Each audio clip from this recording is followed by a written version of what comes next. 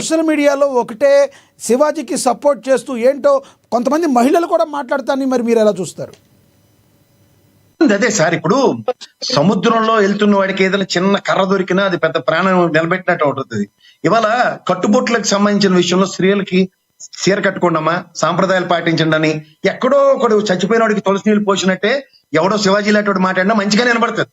కానీ అశ్వత్థ మత కుంజరేలాగా ఆ ముందు మాట్లాడిన చెత్త ఎప్పుడైతే వినబడదో దాని మీద మనం ఎంఫసైజ్ చేసి మాట్లాడాల్సి వస్తుంది. నాకు ఒకటే ఒక విషయం, ఇవాళ బాలకృష్ణ లాంటి వాడు ఏది పడితే అది మాట్లాడినప్పుడు ఇలాంటి వాళ్ళు పెద్దవాళ్ళు అందరూ వెళ్ళి చెప్పు తీసుకుని కొట్టాలి అక్కడే. తర్వాతే ఈ శివాజీ లాంటి వాడికి ఆ భయం ఉంటుంది ఇంకోసారి నోరు రావడానికి. ఇవాళ నేను ఒకటే మాట చెప్తాను, పబ్లిక్ డొమైన్ లో ఎన్స్ ఫోర్త్ నేను సినిమా పరంగా ఓ మా అసోసియేషన్ లో లేదా ప్రొడ్యూసర్స్ అసోసియేషన్ నేను రిప్రజెంటేషన్ ఇస్తూ నేను ఇవాళ నుంచి కట్టుబొట్ల విషయంలో స్త్రీ సాంప్రదాయాన్ని భారత సంస్కృతికి విఘాతం కలిగించేలా ఆడపిల్లలు బట్టలేసుకోకుండా నేను నా పోరాటం మొదలవుతుందని చెప్పానండి. అందరూ సంఘీభావాలు ప్రకటిస్తారు.